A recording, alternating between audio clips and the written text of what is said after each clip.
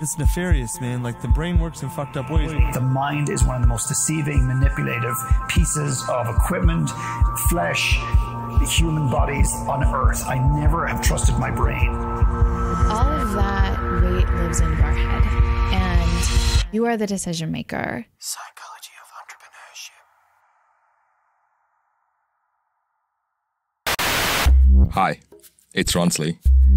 If this is your first volume, welcome. This is a weekly series where I go inside the mind of an entrepreneur, artist, athlete, academic, to decipher what is the psychology of our decisions. Merry Christmas, everyone, and I wish you so much awesomeness for 2020. This is the last volume for 2019, and if there was one gift I'd love for Christmas this year, is for you to share this podcast with someone.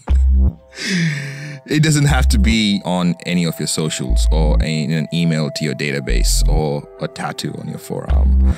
The easiest way to direct someone is to send them to listen.psychologyofentrepreneurship.com. If they are on their mobile device, it'll take them to iTunes for Apple and Google Play for Android. And if they're on the web, it'll take them to the website. One link to rule them all. Lord of the Rings joke. Anyway, listen.psychologyofentrepreneurship.com. So, thank you for my Christmas present. I love it. You are so kind. What can I get you? Today, we go to Boulder, Colorado to talk with this legend. I'm David Cohen. I'm one of the founders of Techstars, which is the worldwide network that helps entrepreneurs succeed. If you don't know Techstars, I think it would be wise for you to search up on them.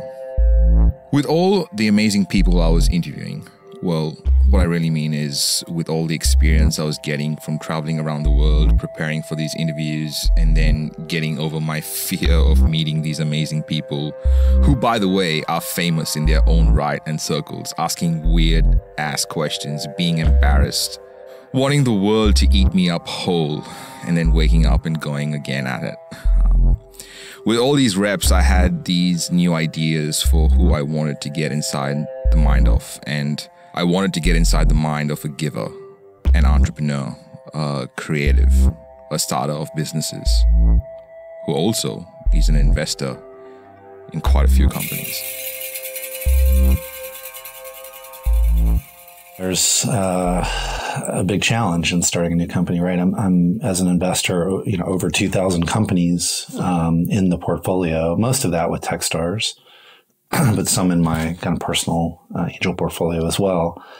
And, you sort of feel like at that point you've seen everything, but then you realize every day that actually you haven't. There's always something new. But I think this is one of the biases that Techstars has about not funding companies that are founded by one person. We really like to found teams, to fund teams that are founding a company together. And the reason is because almost by definition, any individual is going to hit a wall, get frustrated. You don't have a support system for that, you're in trouble, right? And especially in the context of an accelerator, which can be a high pressure environment for 3 months. And so we more or less filter it out.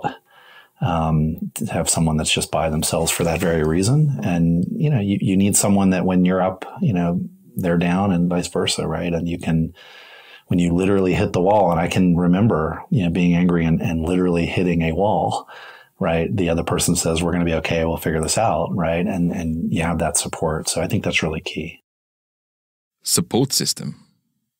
What is your support system? Speaking of support systems, do you remember when Jordan Exani said this? At the end of that conversation, ask them, what do you think you need? Oh, I don't want to feel this way. Well, maybe we should try to find you some support together. That's all you have to do. You don't have to be that. It's not a life or death situation from that conversation, right? And now oftentimes I think we can just feel so paralyzed. One of the biggest things I think that we encourage people to do within our business and like the workshops we teach and whatnot, is like just to give people a little bit of confidence that they can ask meaningful questions of each other that does support each other's wellness. And that's not as binary as I'm alone or I'm speaking to a therapist. Like there's a lot in between the two. Before we go any further into this volume, I would like to stress how important support is on this journey that we are all on. This audio documentary has been created to be a kind of a online support system of sorts, one where you and I realize that we are not alone in the stuff we deal with, not alone in feeling like we are all alone, not alone in how we go after life. Sometimes the aloneness or loneliness comes not because there are no other people around us, but more because we fail to enjoy being with ourselves. Failing being with ourselves results in us failing to be ourselves, and the cycle is vicious. So here is the question that I need your soul to hear.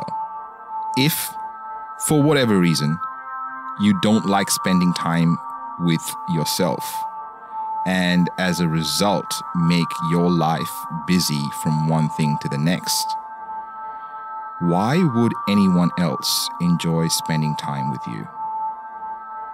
And, like I said, I don't need an answer. I would just like the best part of you to hear that question.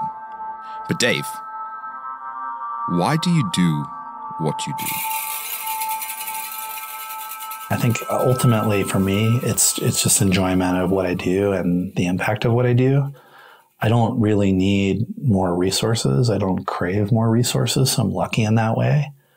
So I'm not doing it for any of those reasons, right? I think being famous probably sucks. I work hard to avoid that.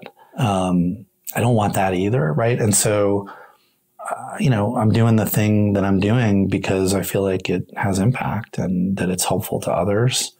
And yeah, there's a byproduct of it generates, resources and flow for me personally, but that's no longer the motivation. It hasn't been for a long time. And influences are key, right?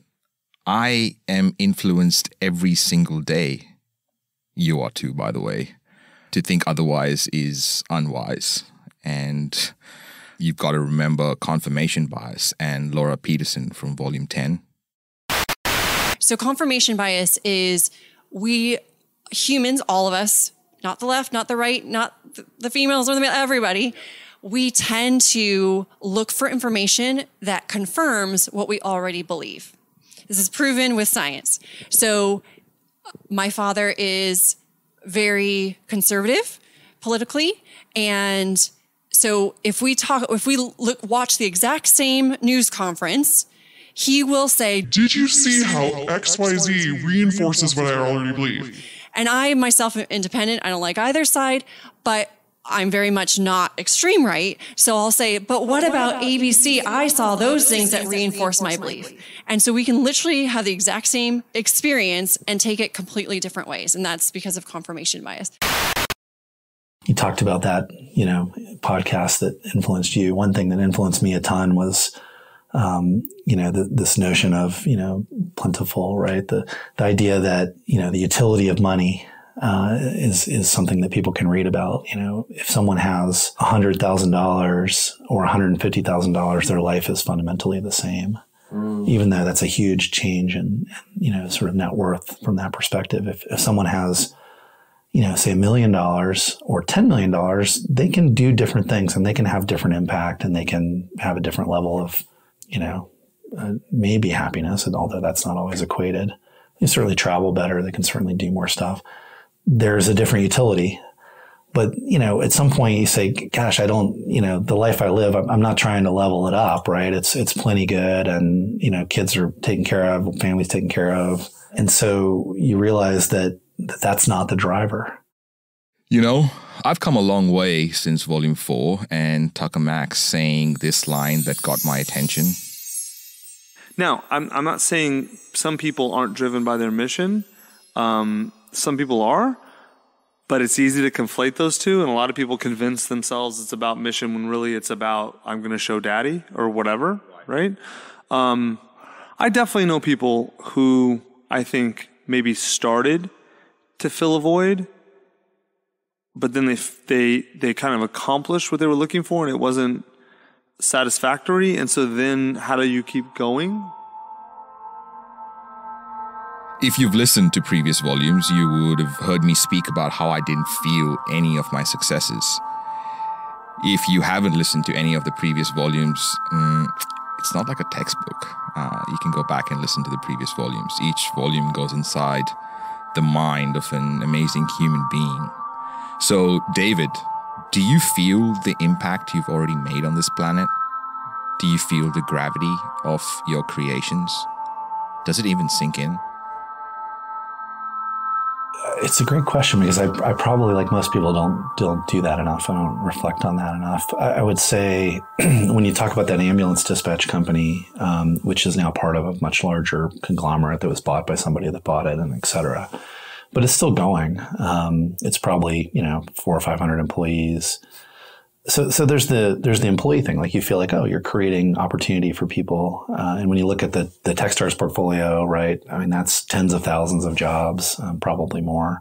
And that feels good, right? That, yeah, of course, those people will be working somewhere else, but they're working on a thing that feels interesting and innovative. So that's a nice thing to look back on. I would say, with the ambulance dispatch software specifically, last time I looked, there were 20 million ambulance dispatches that had gone out on that software.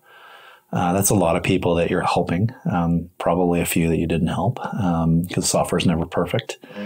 But, you think about those people are in a moment of distress and you have software that can get an ambulance there quicker, right, with the right equipment and stuff. Like that's still running in the world. And I go to places, I still see that software, even though it looks old to me 20 years later. So it's those lasting things. I mean, as a software engineer, that the best thing is when somebody's using your stuff, right? Like that's why we do it. And then I guess the other thing I would say I would have some pride in is what I would call kind of the meta impact of mentorship and encouraging a generation of entrepreneurs to give back to the next one, and organizing, kind of mentorship activity where you have people that maybe were successful that, could be sitting on a yacht somewhere, but they're investing in startups and giving back to the startup community. And that is a very powerful long-term dynamic too. So, I get some pride about those things. There are plenty of things I screwed up along the way too, and could have done a lot better and had a lot more impact.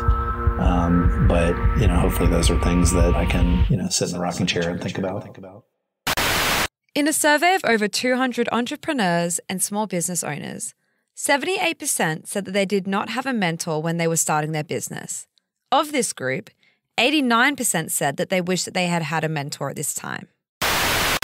So here's the deal. If you are a creative being like me, like Dave, freedom is vital to create. You can achieve that freedom to create from three things. And you need all three things to achieve true freedom to create. So here they are. Number one, systems to automate the mundane. Number two, resources to sustain the creation. And number three, a space and time to create. If you want to know more about achieving freedom to create, get to the website and send me a voice message. I like hearing voices. Ronsley, you weirdo. But Dave, about creating. I've had one job interview in my whole life, right? I was like you, I was a programmer. My first job was just programming, right? I got that job because that's when I went to school to learn, and I didn't really know who I was yet. And I did that for a little bit, and I realized I'm just called to start things, right? To be an entrepreneur, to create. And so that's what I've been doing my whole life. And for me, it is fairly natural to start a thing. I view it as like art, and programming is like art too, right? It's creating something from nothing, and seeing it come to life. Yeah. And that's what I love about entrepreneurship also. So, my mindset is I love doing that. I don't mind the risk of it because I ask myself, what's the worst thing that can happen? I could always go get a job somewhere, right? Sure. But, do I know it's going to be successful? Do I have extreme confidence? Absolutely not, right? It's, you just feel lucky that it's starting to work if it is. And I've had failure too, right? You experience entire companies that fail. So that's part of the game. So here's the deal. I am, and because you are listening, probably you are too, interested in achieving this freedom to create. There is a Japanese word called ikigai, which is when these four things come together, you achieve ikigai. 1, you do what you love. 2, you get paid to do it. 3, the world needs it. And 4, you're good at doing it. So with Dave especially, I want to know if there was some sort of natural motivation involved.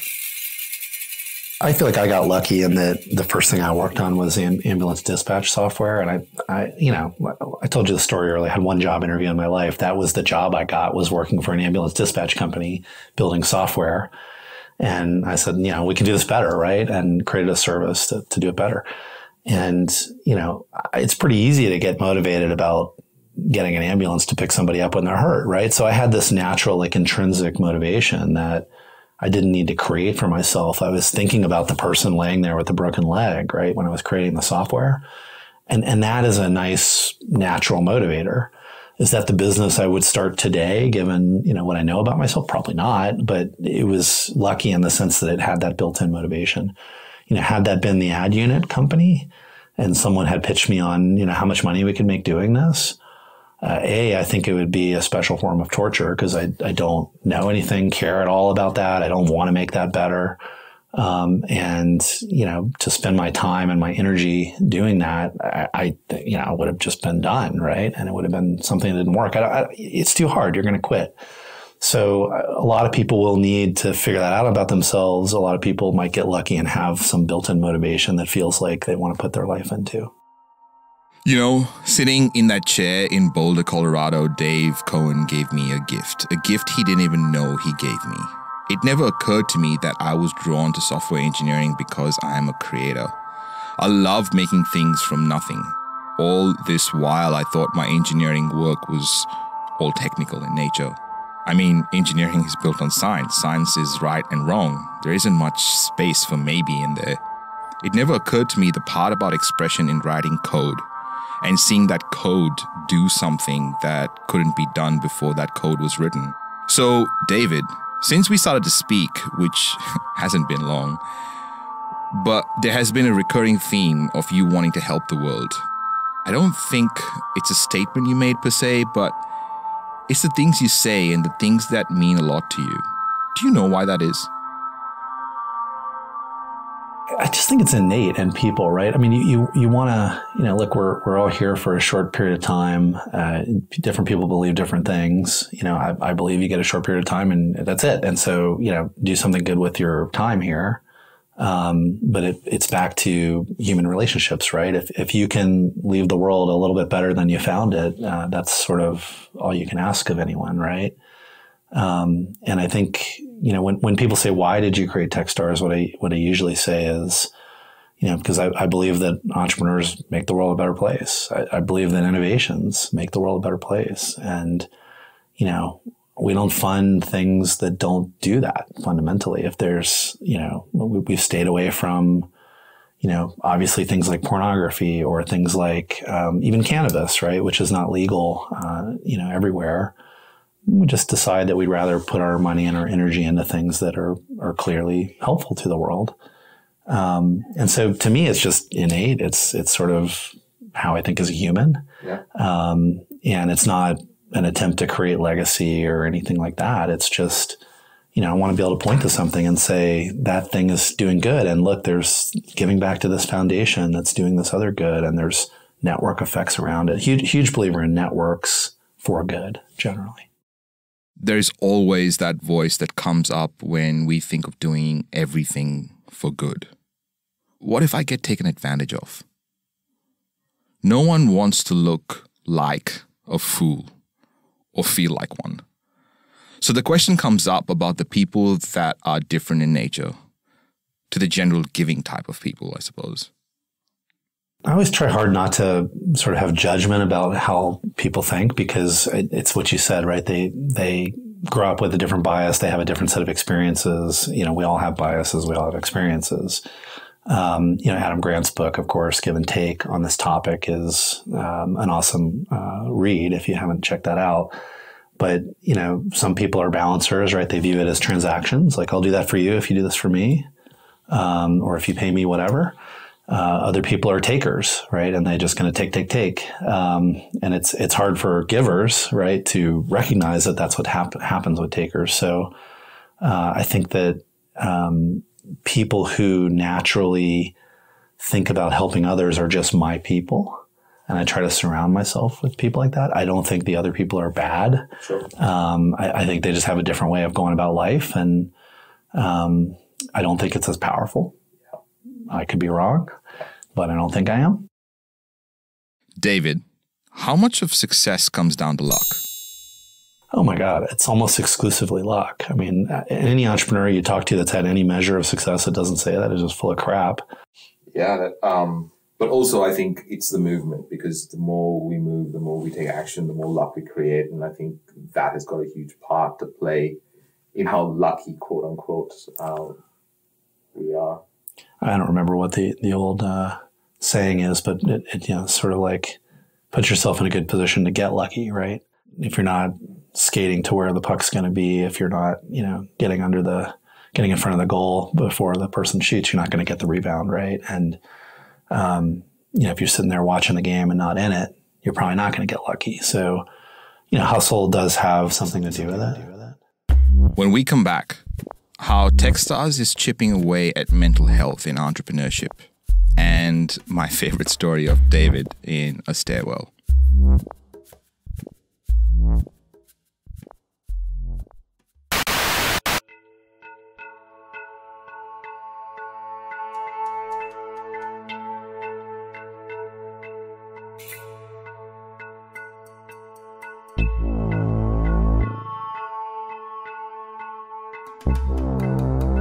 Psychology of Entrepreneurship. The main objective of this audio project is to bring together entrepreneurs and creatives who share similar values in a place where conversation can be had without judgment. A place where our listeners can give us constructive feedback to improve this show with topic and guest recommendations. For access to full-length interviews and access to that place, go to mustamplify.com/POE and click the button.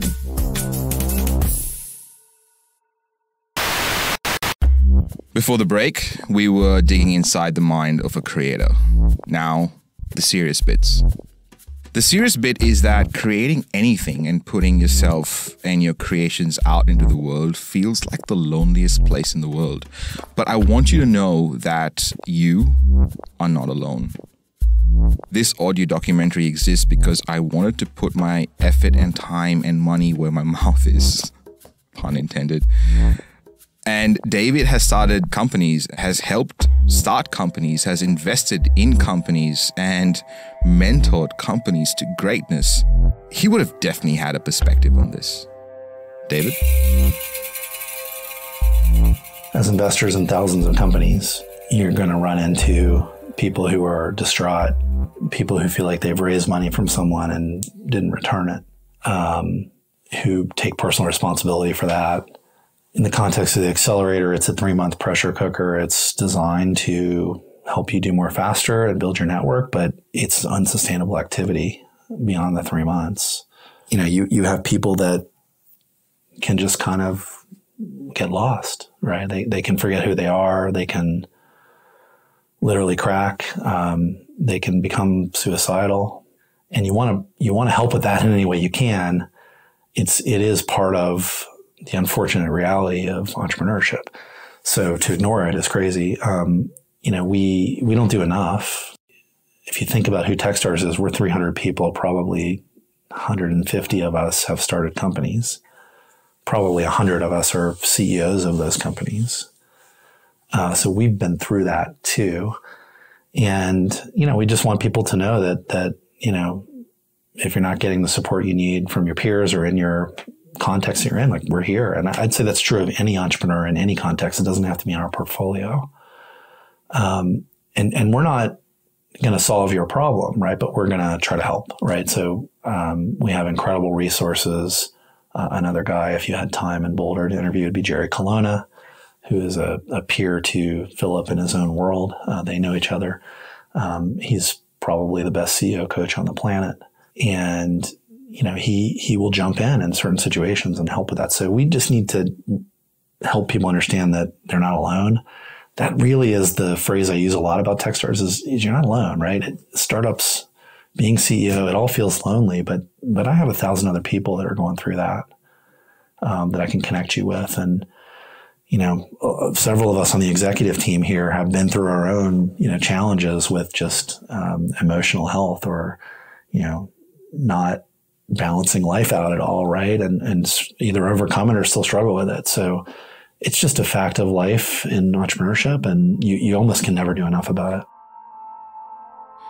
As creators, we are usually creating something to scratch our own itch in a way. And even though I hated it, every time someone asked me this one question when the Psychology of Entrepreneurship came out for the first time, I knew under all that hate was something that needed to be looked at. And the question was, are you creating things you feel like an imposter? When I did the first round of interviews, I thought I was doing the world a favor by giving the listener ways to overcome their imposter syndrome. And then I realized how much I had it. But it is easy to put a label on yourself and say, I have imposter syndrome, because that label usually, not always, but usually gives us some sort of sympathy, which feels like connection, which we all crave. But if you step back from that label, the actual meaning of having imposter syndrome is that we feel like an imposter or fake in what we're doing or creating. So, I suppose this is a good time for a confession. Yes, I did feel like an imposter in what I was doing. Merry fucking Christmas, everyone. What was happening was I used to not feel any of my accomplishments, so I didn't understand what gave me the right to create certain things, like the first podcasting conference in Australia, or the first partnership with Amazon in Australia, or even this. It's cathartic, this audio documentary. More so in this volume than others, I feel most connected to express. Enough about my expression. Dave definitely had stuff to say about imposter syndrome.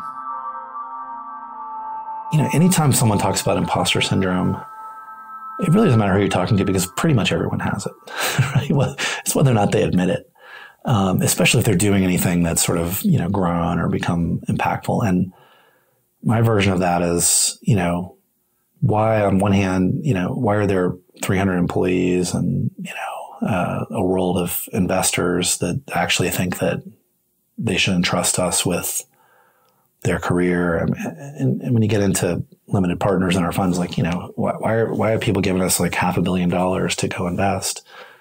Are they crazy? That's sort of the thing that rolls around your head. And am I really any better at this than someone that you would pick off the street? And why me, right? And I have that like literally every day. And you try to channel it towards thankfulness and gratefulness, right? But the hardest part, we're funding 500 companies a year, a couple $100,000 per company. You can do the math. That money has to come from somewhere. It doesn't all flow back because we're growing every year, the footprint of the platform. So some of it flows back, but you're investing more every year. So you've always got to be, thinking about the capital to come in the future and, sitting there going like, can I do this? Like, is there any reason that someone would invest $1 billion in this? Right. And there is an economic reason, but am I the person that can do that? And, maybe not.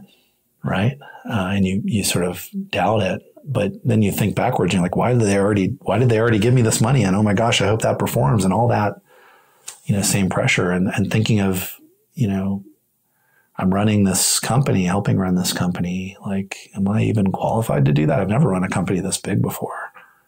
Right.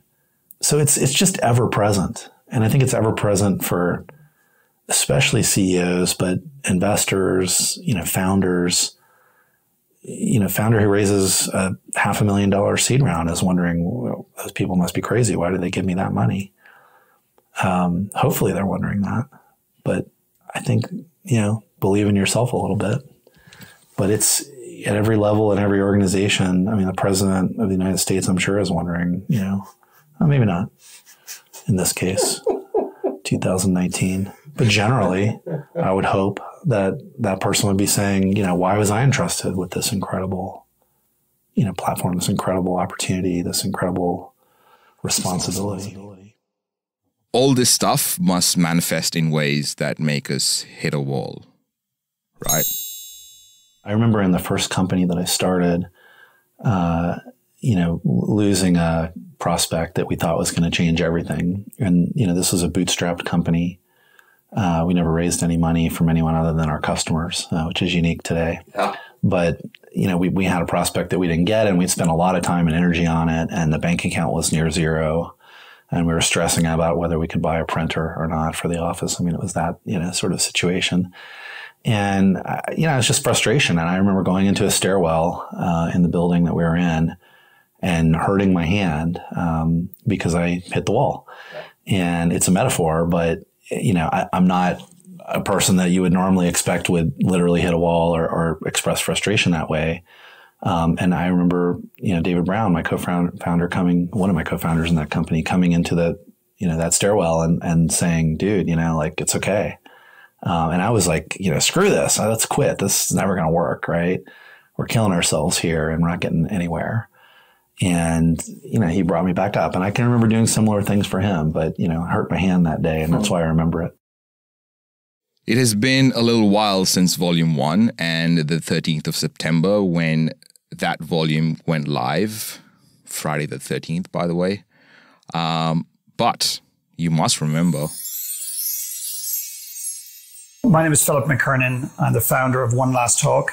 I'm a coach, and I deliver and run retreats all over the world for entrepreneurs and leaders who are seeking clarity about their present and about their future. President of HJK Global Solutions, Holly J. Kyle, states that the best thing that you can do for your business as an entrepreneur is to make your health a priority. Dave and I are unfortunately friends with Philip McKernan. That is what we have in common. I say unfortunately because being friends with Philip forces you to be truthful to yourself, which I have spent my entire adult life running or hiding away from. So, in fact, Philip introduced me to David, and everyone remembers the first time they heard or witnessed a One Last Talk. Yeah, One Last Talk. I went to the one in Boulder, 6 months or a year ago, and it was on a weekend, and I had no idea what to expect. Philip just said, you got to come to this thing, and someday you'll be on stage doing this. I said, well, I'm an introvert. I don't know if I'll ever do that. But I came, and I just crying, I've never spent an entire day just basically crying, right? So emotional. And, that'll turn a lot of people off from the event. But basically, people are standing up saying the one last thing they would ever say to the world, right? Even though they're not, it's not the last thing, they're pretending that it would be. And what would they want to convey to the world? And the stories are just so incredibly powerful, right? People that have gotten out of a long-term jail sentence talking about, when the thing happened that put them in jail and how they feel about it today and their journey. People talking about, abuse, right? They were abused maybe as a child in some way. And God, it's just such an emotional thing. And it's a construct that I loved the first time I saw it, which is just a mental model of, this is the last time you'll be able to say something to the world. What do you want to say? It's meaningful. And I immediately thought of the startups that I work with. And I thought of Startup Weekend, which we run 1,000 times a year in 120 countries. And I said, there's 100,000 would-be entrepreneurs going to these things. Like, what if we inspired them and said, what if this was your one last startup? Right. And Philip and I were just rapping on it after that event. And, sort of naturally clicked for both of us that that's powerful because people go and build, really nice companies that make, ad units 1% more efficient, and drive some, cool efficiency into, and it's maybe worth a lot. But is it the last thing you'd ever do as art? Back to what we talked about earlier, startups are art. And if you only got one left in you and you have that mindset, what would you do next? And if we can get the entrepreneurs thinking about that at the inception of their company, that can be powerful for sort of doing good in the world and having actual impact rather than, no offense to people working on ad units, but it's not changing lives or making the world a better place. David, we were talking about one last startup, and when you mentioned about people starting stuff, it seems like they start stuff for the wrong reasons, and there is no better person to ask than someone who loves to start stuff and has helped hundreds of thousands of people to start stuff. So what's happening there that makes us start stuff from the wrong place? Is it mentorship that is failing us as a collective? Is it social media? Is it hustle porn? What do you think, David? What stops us from attempting something that's going to change the world? What makes us play small? Well, I mean, the thing I see over and over again, and effectively being part of the founding story of thousands of companies, is the thinking about, why they're doing it is often not front and center early on. And, Simon Sinek, Start with Why, huge proponent of that. Pretty much the first meeting I ever have with any entrepreneur is like, tell me why you're doing this and not something else. And if I see something in their background that feels like it's obviously suited to something else, I just say, why aren't you doing something in music? Like, it seems like you love music. And it's love, right? It's like the thing you actually care about. Because entrepreneurship is really hard, and most people are going to fail. And you might as well fail doing something that you actually care about and have a vision for changing the world regarding that thing. So I think what people do is they get out their spreadsheets and, they read about the venture capital and, the $100 million fundraise, and they view that as success. WeWork's in the news today, right? It hasn't led to necessarily success for all those employees. And that happens a lot, right? It's sort of coveting the wrong things. And so the thing I always push on hard is, why this? Why were you put on this earth to do this thing? I love the ad of, what if it's the last thing you could ever do? Because people say, well, I want to do that later. No, do that now, because that's what you love. None of the companies I ever started were started to create wealth. They were started to have a fun thing to work on that I was actually excited about doing, to create a product. Maybe the chance of that, but not front and center. So I would say that the people who are starting with the spreadsheet and saying, I'm doing this because it's a great business, have a very high chance of failure and have a lot to learn. So don't start with the spreadsheet? Yeah, I mean, I think if you're being stopped by there's no ROI, you're doing it wrong. That's what I meant by my spreadsheet comment. I think starting startups from the spreadsheet is totally the wrong way to go. I think it has to start from the heart and what you actually care about, because that'll motivate you through the hard times. So, when people say, I don't want to do that because I don't know how I'd ever make any money doing that.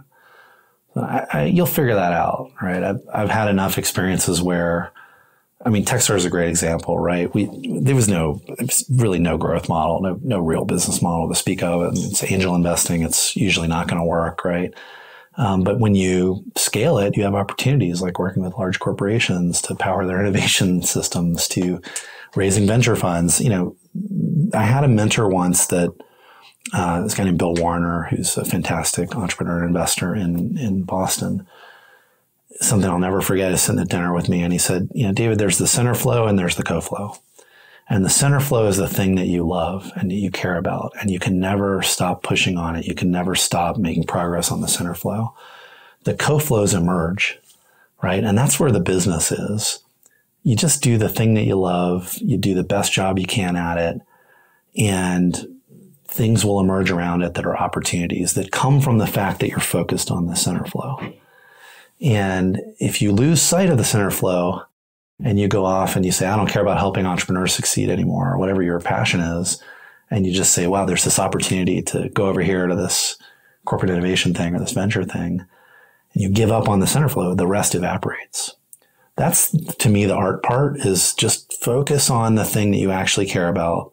Opportunities will emerge all around it. Don't worry, they'll come if you're excellent at that center flow and never lose sight of it. And I found that was true even with programming. That's probably true with, things like podcasting, right? Or having a media site, that people would say, well, that's not a scalable business. You say, I don't care. I love it. And I guarantee you things will emerge around it if you love it enough. I love center flow. I guarantee that this part. That's, to me, the art part is just focus on the thing that you actually care about. Opportunities will emerge all around it. Don't worry, they'll come if you're excellent at that center flow, and never lose sight of it. It's going to repeat itself in upcoming volumes. And before we go and break for the next 2 weeks, I want to remind you what the stuff of life is. Actually, I want to remind myself what the stuff of life is.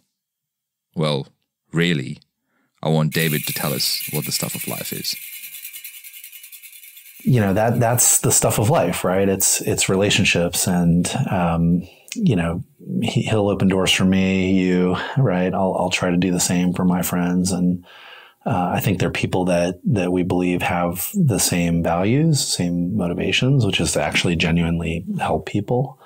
And I think that's who I try to surround myself with, is people that think about, we call it give first, but how can I be helpful? I don't need anything in return, but I know that magically, if I do that, the universe is going to give me good stuff back too. I have no idea what it's going to be, where it's going to come from, who it's going to come from. And it's not at all transactional, but, I find that when you think about relationships that way, it's incredibly powerful for the long term. Things come back to you in completely unexpected ways. Psychology of Entrepreneurship.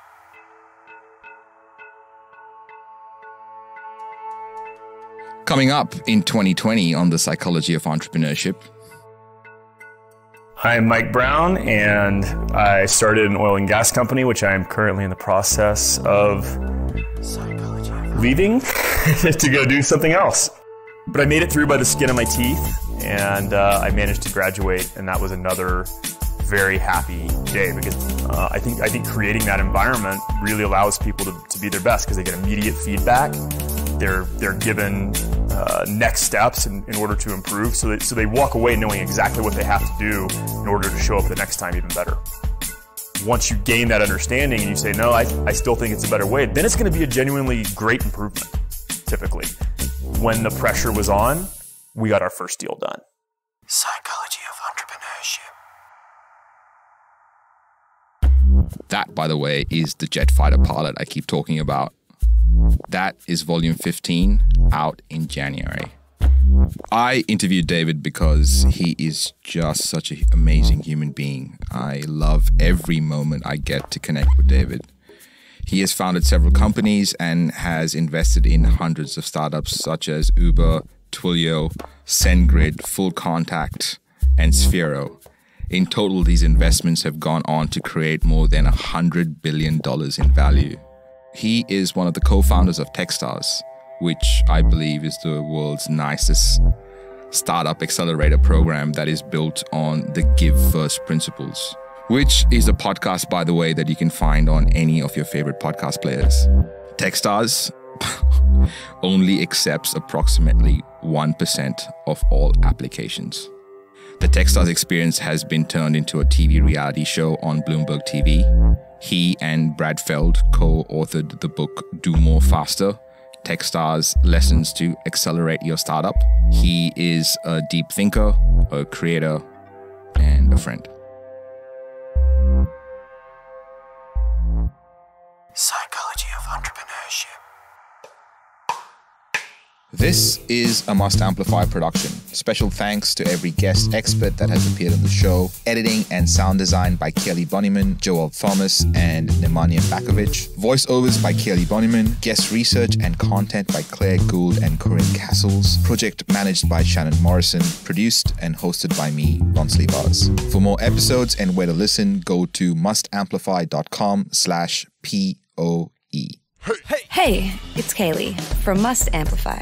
I'm the sound engineer for this volume of Psychology of Entrepreneurship. I'm a part of the team that made this production come alive. Our team consists of members from all around the globe, with our headquarters based in West End, Brisbane, Australia, the land of the drop bear. For more about the cool stuff that we're up to and to work out of our studios, head to mustamplify.com. Are you still listening? Here's our little gift to you for sticking around. Ooh, okay. Hi, it's Ronsley. Hi. Stop laughing, Kelly. Hi. Fuck. Twilio. There. Ooh. You'll clean that up, yeah? Yeah.